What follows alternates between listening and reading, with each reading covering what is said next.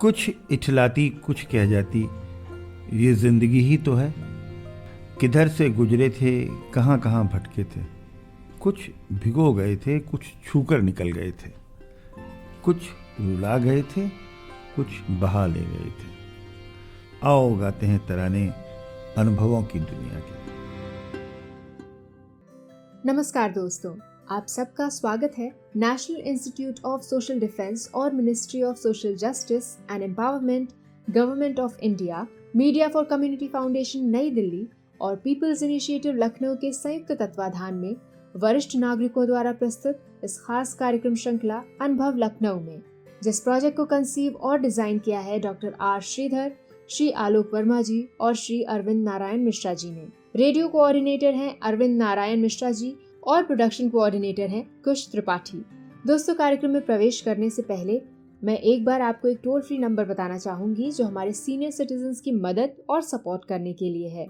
आप इस नंबर का इस्तेमाल सुबह 8 बजे से रात 8 बजे के बीच में कर सकते हैं। यदि आपको किसी प्रकार की मदद और सपोर्ट की जरूरत है तो आप इस टोल फ्री नंबर 14567 पर कॉल कर सकते हैं। एक बार फिर से नंबर रिपीट कर देती हूँ, आप चाहें तो इसे नोट भी कर सकते हैं।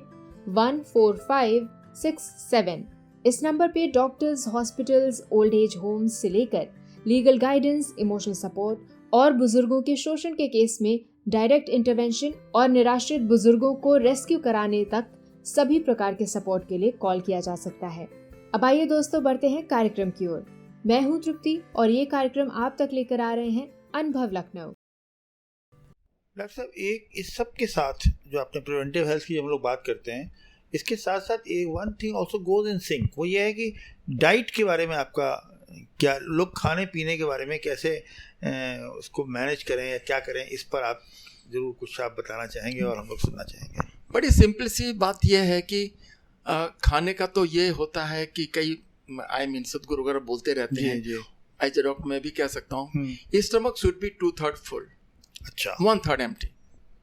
मतलब खाना ठूस ठूस के भरने की जमाना उम्र निकल गई, शांति से बैठिए। 1/3 stomach should be, and it is true for every age, it's true for every age जी। तो इसमें क्या होता है कि आपको जो 2/3 stomach should be full, 1/3 should be, मतलब जी भर के नहीं खाना है, जी भर के नहीं खाना। Number 1। Number 2, selection of diet. कहते हैं टू रिमेन परफेक्ट हेल्दी, एक डाइट आपकी प्योर कच्चे वेजिटेबल्स की होनी चाहिए। That includes fruits, salads, anything बिल्कुल जो कच्चे होते हैं, नेचुरल वे में जो होते हैं। एक मील ऐसे होनी चाहिए, जैसे लोग क्या होते हैं सैलेड से पहले खाना, लंच के पहले, डिनर के पहले ढेर सारे सैलेड से खा लेते हैं, तो दैट इज इम्पॉर्टेंट। कुछ लोग ऐसे होते हैं कि एक जैसे उन्होंने लंच में, जैसे हम लोग ऑफिस हॉस्पिटल में रह गए, नहीं आया, कुछ नहीं मिला, तो हम लोग सैलेड को ज़्यादा प्रेफर करेंगे, हम लोग ढेर सारे खा लें, फ्रूट्स को खा लें। तो एक डाइट आपकी अगर ऐसी है तो फूड से रिलेटेड जो प्रॉब्लम्स होती वो कम होगी, मिनिमाइज जाएंगे। ग्रीन सैलेड खाना जो है वो बहुत एडवाइजेबल। अच्छा, ये दही, दूध, ये सब, इन सब के बारे में क्या, ये भी बड़ा हम लोग टाइम ट्रेडिशनली था कि सब दही जरूर खाना चाहिए, उसमें लैक्टोबैसिलस वगैरह होता है। हाँ, that's good to have the curd.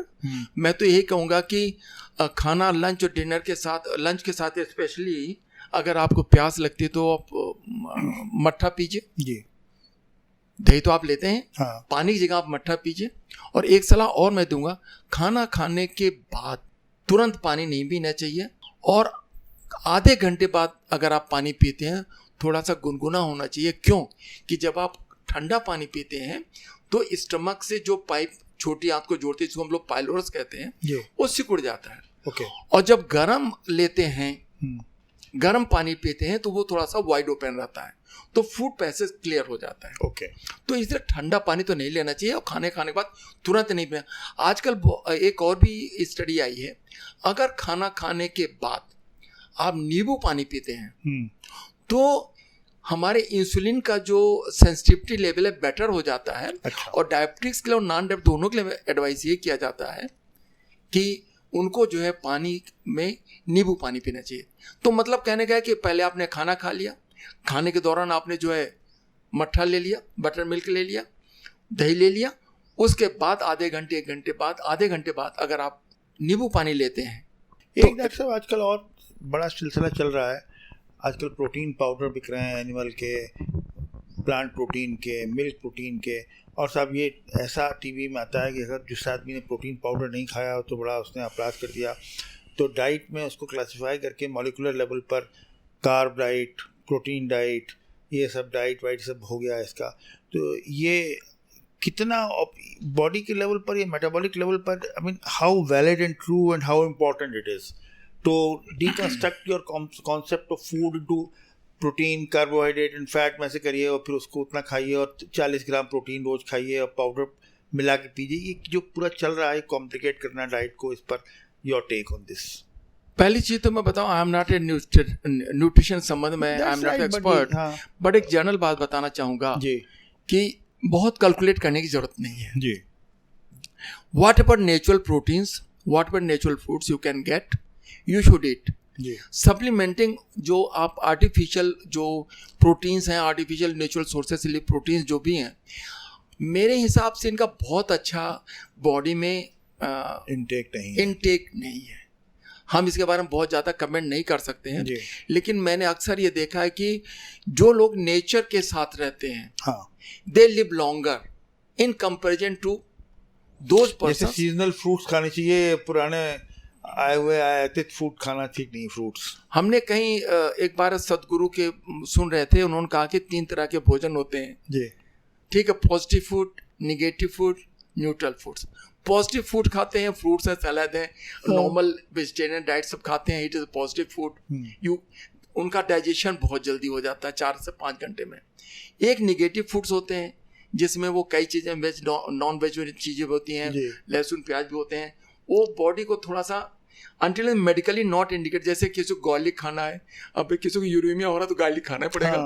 प्याज टेस्ट के लिए आप खा सकते हैं but not in too much. अब जैसे प्याज खाएंगे आपको किडनी स्टोन भी हो जाएगा, तो वो सब थोड़ा बैलेंस करके खाने में कोई बुराई नहीं है। लेकिन जो निगेटिव फूड है उनको अवॉइड। उसमें क्या होता है, उसमें एनिमल प्रोटीन्स भी आती है, क्योंकि जब बॉडी में आप सेम एनिमल प्रोटीन डालते हैं तो लगता है कि व्हाट इज दिस, तो उसमें हमें फिर मैं कह रहा हूँ आई एम नॉट एक्सपर्ट। नहीं वो देखिए बताएं आपको, ये मैं तो जो बहुत न्यूट्रिशनिस्ट और फिजियो थे, इतनी सब तरह तरह की साइंटिफिक लोग आ गए हैं, इतने बड़ा समझ में नहीं आता कहाँ खड़े हैं। हर समय लगता है अपना दिमाग लगाएं कि सब दिमाग इन्हीं लोगों को दे दें। खाने पीने की बात पर न्यूट्रिशनिस्ट है, डाइटिशियन है, पता नहीं किस किस कैटेगरी के लोग आ गए हैं और एजुकेशन शुरू हो गई है। जनरल बात पूछ रहे हैं कि जो सवाल साथ में है इसी का है कि वो जो आपने कहा नहीं, जो उनके अरे ये जग्गी महाराज, हाँ सदगुरु, तो उनका कि ये वेजिटेरियन और नॉन वेजिटेरियन फूड की भी है कि ऑनगोइंग डिबेट चल रहा है 15-20 साल से कि कौन सा खाना अच्छा है, कौन सा क्या है, और एनिमल प्रोटीन उसमें होता है, बॉडी के लिए अच्छा होता है, इसलिए थोड़ा थोड़ा मुर्गा खाना चाहिए और अंडा खाना चाहिए, नहीं खाना चाहिए। इस per your take on this. मैं तो देखिए, मैं बीइंग मैं तो vegetarian, I am strict vegetarian. मैंने तो जिंदगी में अंडा भी नहीं चखा, मैंने तो कभी कोई केक और पेस्ट्री भी नहीं खाई जिसमें अंडे होते हैं। पहला क्वेश्चन होता है भाई इसमें कोई एनिमल प्रोटीन तो नहीं है जी। हाँ, वो एनिमल प्रोटीन के नाम पे हमने दूध, दही और मट्ठा लिया है, वेरी फ्रैंकली स्पीकिंग। इसलिए इसके बारे में आपको ज्यादा सलाह नहीं दूंगा, लेकिन मैं इतनी जरूर सलाह दूंगा कि जितने आर्टिफिशियल फूड्स हैं जहां तक इनको अवॉइड करना चाहिए। डॉक्टर साहब, चेहरे पे आपके ग्लो है, फर्स्ट क्लास, आप 70s में काम करते दिखाई पड़ रहे हैं। अगर आप वेजिटेरियन फूड खाते हैं तो इसका मतलब ही है कि वेजिटेरियन फूड्स का ये आउटकम है। जैसे टीवी में विज्ञापन नहीं आता है, देखिए इन्होंने ऐसा ऐसा किया तो ऐसे दिख रहे हैं, तो आप अगर वेजिटेरियन फूड खा के ऐसे दिख रहे हैं, इसका मतलब वेजिटेरियन फूड खाना अच्छी बात है। हम लोग ये कंक्लूड कर सकते हैं अपने डिस्कशन में, क्योंकि जितने सेंट्स हैं, जितने और लोग हैं, दे आर ऑल वेजिटेरियंस जी, and they live longer than anybody else। जी डॉक्टर साहब, ये अल्टीमेटली जैसे आजकल कुछ एक और समस्या हो गई है कि घुटने में दर्द हुआ, घुटना निकाल दो, किडनी का ट्रांसप्लांट कर दो, ये कर दो, वो कर दो। ये जो सर्जरी वर्सेस मेडिसिन की और वो बहस चल रही है, इसमें अभी तो ऐसे मिलते हैं घुटना निकाल दिया, उसके बाद भी जो घुटना आर्टिफिशियल था 7 लाख रुपया भी खर्च हो गया, फिर भी ठीक से नहीं चल पा रहा आदमी। ये सब बड़ा इस तरह की आपको लगता है इन जनरल मेडिकल का जो एक्सपेंडिचर है वो बढ़ता जा रहा है। Private sector to become costlier and therefore out of bound and out of reach for poorer people of in the state. Insurance companies are chipping in, but how do you see the future of accessibility of costly medical services for poor people? हाँ, इसमें तो आपको ये समझना होगा, एक होता है ट्रीटमेंट जी, आपको डिजीज हो गया, आपने टेम्परेरी ट्रीटमेंट लिया, ठीक ठाक हो गया। एक विद एज करेक्टिव प्रोसीजर्स होते हैं, क्योंकि हमारे जॉइंट्स घिस गए, बहुत सीवियर आर्थराइटिस हो गया, इसको करेक्टिव प्रोसीजर्स कहते हैं जी। और जो लोग करेक्टिव प्रोसीजर अफोर्ड कर सकते हैं उनको अपना करेक्टिव प्रोसीजर्स करवा लेने चाहिए। जी। जैसे एक आदमी बिल्कुल हैंडीकैप्ड होकर चल नहीं पा रहा, उसको रातों दिन नी ज्वाइंट पेन है, any joint can be replaced. जी। तो उसमें तो देखिए करेक्टिव प्रोसीजर है। अब किसी को हार्ट अटैक हो गया, angioplasty is a corrective procedure, हाँ, open heart is a corrective procedure. जितने मेडिकल में मॉडर्न मेडिसिन में करेक्टिव प्रोसीजर्स हैं they are very good and one should opt for it. Why one should, भाई हर आदमी को आराम से जीने की इच्छा है, राइट है, राइट है। हाँ। If you can afford either through insurance or through his own pocket, he should get it corrected. दूसरी चीज, इससे उनकी क्वालिटी ऑफ लाइफ बेटर हो जाएगी जी। उनका डिप्रेशन कम हो जाएगा, वो उस पेनफुल ऑरा से बाहर हो जाएंगे। तो दैट इज इम्पॉर्टेंट। वो करेक्टिव प्रोसीजर्स के लिए तो मैं रिकमेंडेशन दैट टू टेक। और एक बात मैं और बताना चाहता हूँ जी। जो आपने कहा ना कि उसके बाद भी खराब होता ना, the procedure is not bad, the man behind the procedure is very important. Okay.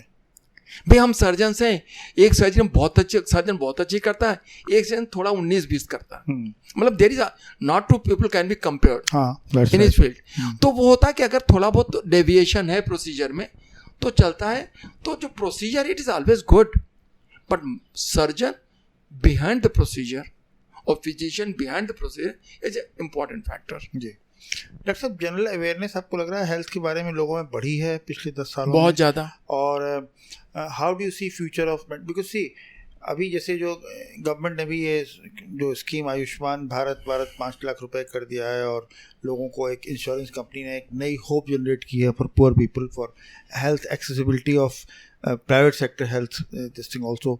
So how do you find growth of the medical health facilities in private sector in future? कैसा आपको लगता है, कैसा ग्रोथ? पहली चीज तो मैं आपको बताना चाहूंगा कि हमारी मेडिकल एजुकेशन, जी, सोसाइटी में एजुकेशन बहुत अच्छी हो गई लोगों की। अब लोग हमको ये नहीं बता मेरे को दर्द होता, अब लोग कहते हैं कि डॉक्टर साहब मेरे गॉल ब्लैडर में स्टोन है और मुझे ऑपरेशन करवाना है। ओके, मैं क्या आपसे मिलूं? जनरल नॉलेज बढ़ी लोगों की बहुत। कहने का मतलब है कि person knows his disease okay through ultrasonography, through his physician, to anybody.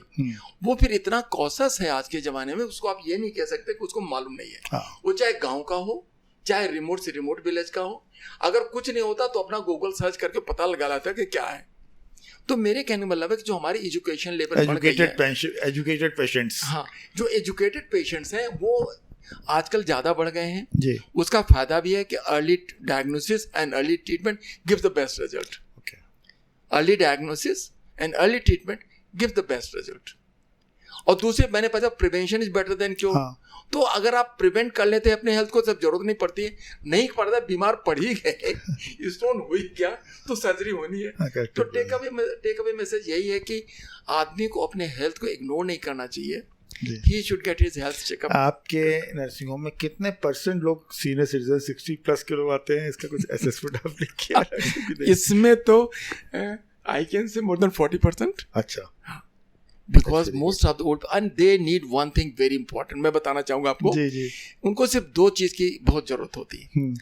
उनको प्यार से डॉक्टर बुलाए, हमारा जो स्टाफ होता है उनको प्यार से अपने पास बैठाता है, उनको प्रायोरिटी पे दिखाए।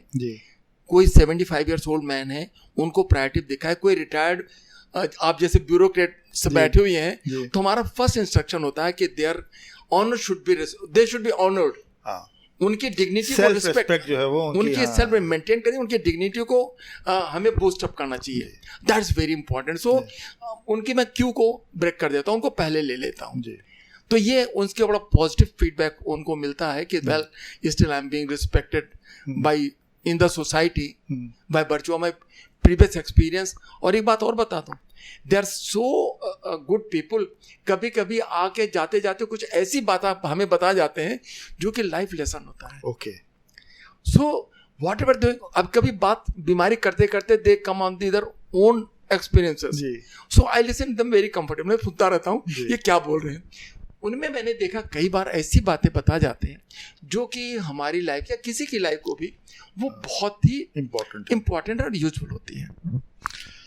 आपको बहुत बहुत शुक्रिया डॉक्टर साहब। आप भगवान करे आप इसी अच्छे मूड में और हेल्थ की स्टेट में और इमोशनल स्टेट ऑफ स्ट्रेंथ में आप अभी लोगों की सेवा करें, और हम लोगों से बात करने का बहुत बहुत शुक्रिया। And we wish you very many long years of successful life journey as a doctor, as a person. Thank you very much. Thank you, Arvind, for giving this opportunity to talk to you. Thank you so much.